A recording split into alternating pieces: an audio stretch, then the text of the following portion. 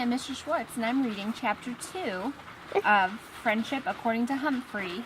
Chapter 2 is called Upset Pet. And this right here is Ginger Bear. He's a pet at our barn.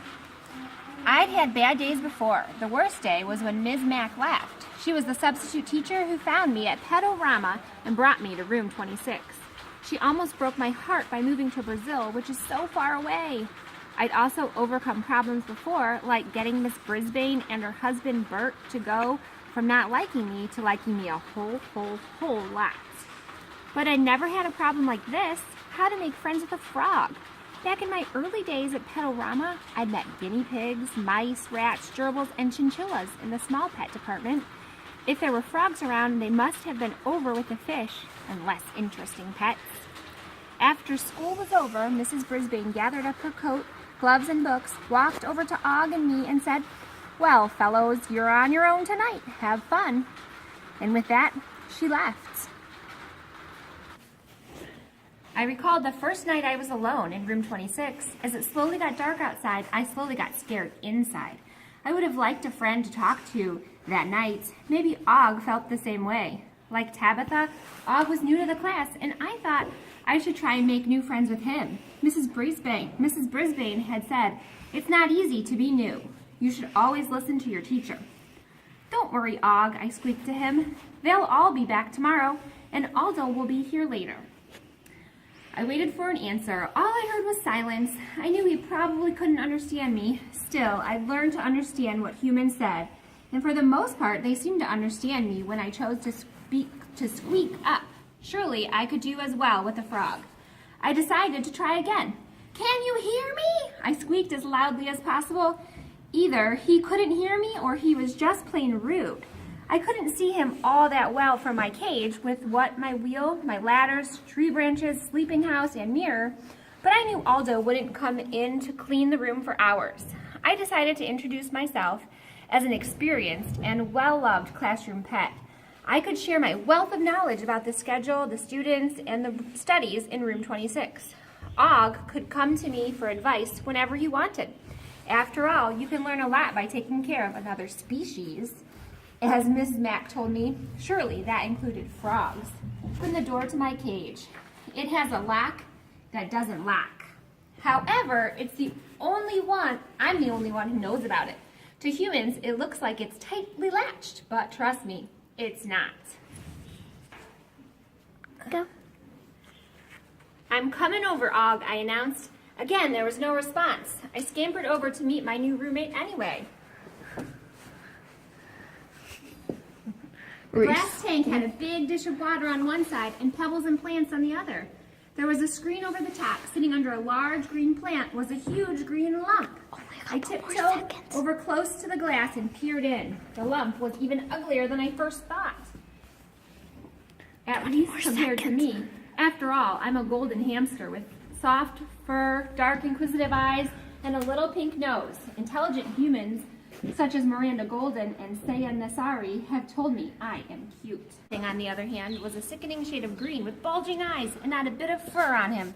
Even worse, he had a huge mouth as wide as his whole body that curved up at the ends as if it were grinning. He didn't look happy, just creepy. I tried not to shudder. "Allow me to introduce myself. I am your neighbor, Humphrey," I squeaked as politely as possible. No answer. Maybe he couldn't hear me. After all, he didn't have the cute rounded ears like me. He didn't seem to have ears at all, but at least he could see I was acting in a friendly manner. "Og?"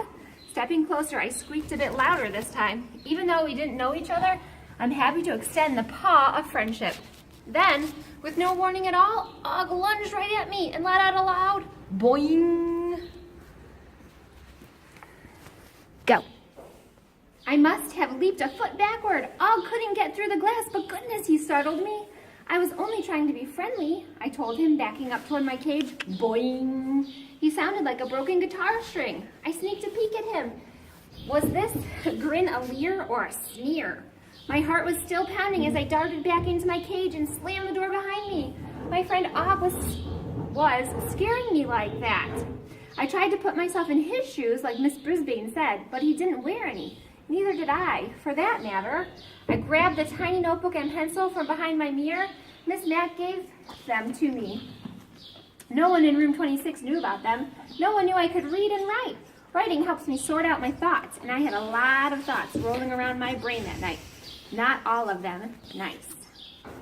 I scribbled away for several hours, and Og was very quiet, except for some annoying splashing. Goodness, I can manage to groom myself and get a drink of water without making much noise. Suddenly, the room filled with blazing light, and I heard a familiar clang, clang, clang. It was the Longfellow School custodian, Aldo Amato. Oh my God. Be of good cheer, because Aldo's here, a voice announced. Aldo, my friend, I squeaked as I jumped on my wheel and began spinning happily. Aldo parked his cleaning cart near the door and clumped over to my cage. Happy New Year, Humphrey, you're looking handsome and healthy. Aldo is a true friend. And you the same, I squeaked back. Who's your buddy, Aldo? Glanced at Og. Hey, I know you. The frog from down the hall? What are you doing here? You don't want to know, I squeaked. Aldo turned back to me. Calm down, pal. I brought you something. He reached into my pocket and unwrapped the most beautiful tiny tomato I'd ever seen. I could have cried. Thanks, Aldo, I squeaked as I tucked the treat in my cheek pouch. You're welcome, Humphrey. Aldo looked over at Og again. Sorry, I don't know what frogs eat.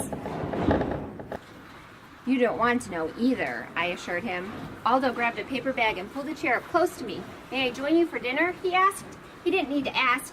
We'd shared many happy evenings while he took his dinner. I took a deep breath. Aldo gave off a pleasant smell of chalk dust and pine spray. He smelled the way I imagined a forest smells. Somewhere way, way, way back in time, wild hamsters must have lived in forests, down in sweet earthy piles of rotting leaves and fallen pine cones. Yep, Aldo smelled like home. Mind if we talk a little, he asked. Of course I didn't. Mom.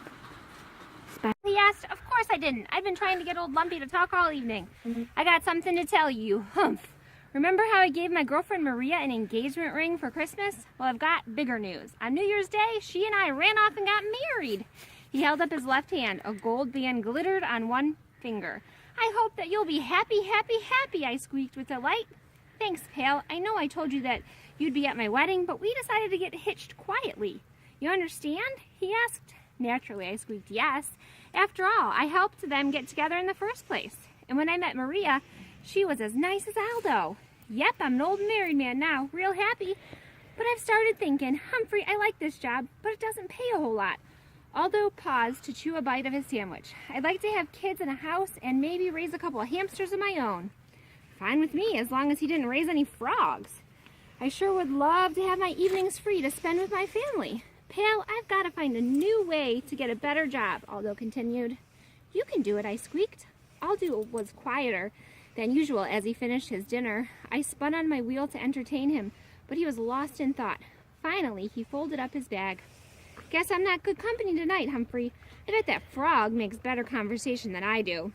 Fat chance, I squeaked. After Aldo cleaned the room and left, I did some thinking. Personally, I believed Aldo was already as fine a human as I'd ever seen. I'd miss him if he worked somewhere else, but he was my friend, so if he wanted a better job, I wanted to help him. I started jotting down ideas in my notebook and lost track of time. Later, I heard splashing. I'd almost forgot about you-know-who next door. Hey, what's shaking, Og? I called out to him. Maybe he'd thought over his bad behavior and wanted to apologize for his bad manners. There was no reply, just splish, splash, splish. Personally, the idea of being covered in water is disgusting to me. I prefer to groom myself the time-honored way, using the tongue, teeth, paws, and toenails. I thoroughly clean myself every day. The students in room 26 love to watch me. At least I did before Google Eyes came along. Still, I had to share a table with him. I figured I might try again to be friendly. Having a nice bath? I asked. There was no answer, not even another splash. But there was another sound, the crickets. They were alive after all. Og would have to eat noisy food. My Nutri-Nibbles and Mighty Mealworms didn't make a sound until I crunched down. My Nutri-Nibbles and Mighty Mealworms didn't make a sound until I crunched down on them, but the crickets, who I actually felt sorry for, made a funny song. Chirp, chirp. Apparently they were nocturnal, like me. It was going to be a long night with a noisy pace and a silent frown. I hooked on my wheel and tried to spin my ignorance away. It didn't work. The only way to have a friend is to be one. A gold plot at the bottom.